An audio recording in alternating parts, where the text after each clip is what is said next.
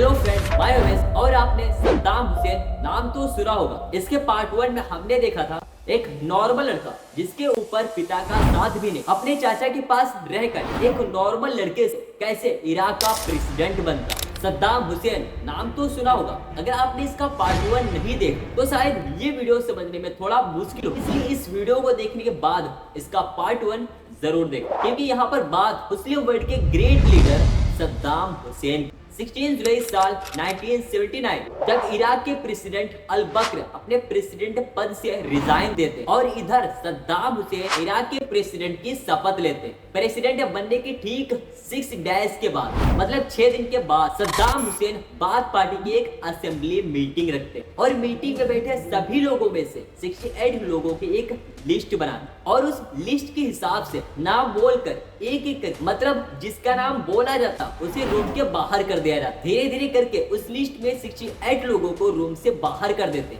और रूम से बाहर करने के बाद उन्हें अरेस्ट कर लेते, जिसमें लास्ट 22 लोगों को फांसी की सजा सुना दी जाती, क्योंकि वो सभी 68 लोग सद्दाम हुसैन के सीक्रेट्स को लीक कर रहे हैं। अगर एक वर्ड में कहूँ तो वो लोग सद्दाम हुसैन के साथ गद्दारी कर रहे हैं। सद्दाम हुसैन के प्रेसिडेंट बनने के बाद यही उनका पहला कदम होता है कि इसके ठीक 1 वीक के बाद 1 अगस्त 1979 को बाथ पार्टी के हाई रैंकिंग वाले लोगों को फांसी के ऊपर लटका दिया जाता, क्योंकि ये वही कर रहे थे जो वो लोग किए थे। सद्दाम हुसैन के प्रेसिडेंट बनने के बाद ये उनका दूसरा कदम। सद्दाम हुसैन के प्रेसिडेंट बनने के बाद साल 1980 को ईरान और इराक का युद्ध शुरू होता है, जो काफी लंबे टाइम तक चलता है। साल 1988 को यह युद्ध स्टॉप होता है। इस टाइम पर कुवैत का इराक के ऊपर काफी कर्जा हो चुका है। सद्दाम हुसैन इसे माफ करने की काफी रिक्वेस्ट करता है, लेकिन कुवैत डायरेक्टली मना कर देता है। सद्दाम हुसैन ऑयल इंडस्ट्री पर ऑयल प्रोडक्शन कम करने पर अपना दबाव बनाता है,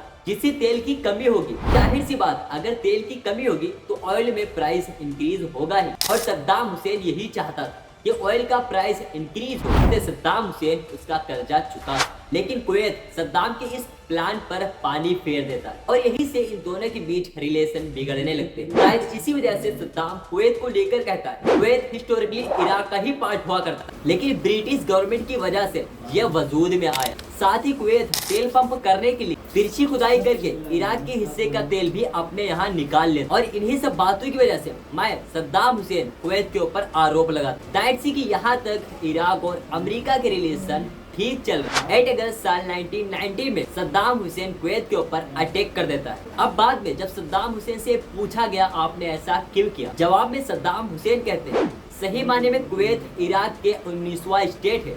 इराक की औरतों के लिए एक बेहुदा बात कही होती है, साथ ही इराक को बर्बाद करके $10 बस बनाने की बात कही होती है। एंड यही सब बातें हैं जिसकी वजह से मैंने कुवैत के ऊपर अटैक। साथ ही एक और बात थी जो मेरे माइंड में आता है, मैं उसका डायरेक्ट एक्शन ले। अब सद्दाम हुसैन के ऊपर दबाव आने लगता है कि वो कुवैत से अपने सैनिकों को हटा ले। तो यहाँ पर सद्दाम हुसैन एक शर्त रखते हैं कि इजराइल पैलेस्टीन पे किए गए कब्जे को वापस ले ले। अगर एक वर्ड में कहो तो फिलिस्तीन को फ्री कर, तभी मैं भी कुवैत को फ्री कर। लेकिन सद्दाम हुसैन की इस शर्त को रिजेक्ट कर दिया जाता और इसी वजह से अमेरिका इराक के ऊपर हमले करना शुरू कर देता और इराक के सैनिकों को भगाने लगता है। साथ ही इराक के बहुत सारे एरिया पर अपना कब्जा कर लेता और यही सद्दाम हुसैन अब कमजोर पड़ने लगे। जो कभी इराक और अमेरिका के रिलेशन अच्छे हुआ करते वही अब इराक और अमेरिका एक दूसरे के दुश्मन बन जाते। लेकिन जब अमेरिका इराक के ऊपर अपना लास्ट वार करता तो इराक के आर्मी इस वार को रोक नहीं पाती। साथ ही इराक के आर्मी को अपने कब्जे में कर लेते, लेकिन सद्दाम हुसैन इनके हाथों नहीं लगते। अमेरिका के प्रेसिडेंट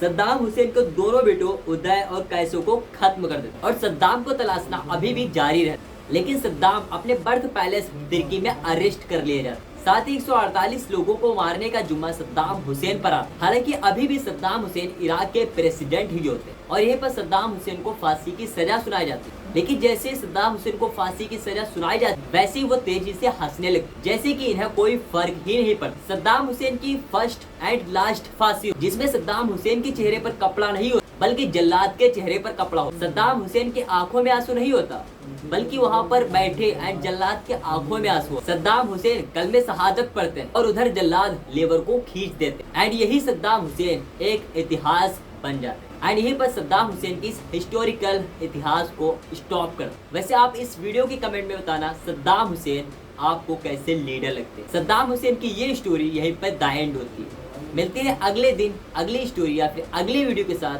तब तक अल्लाह हाफिज।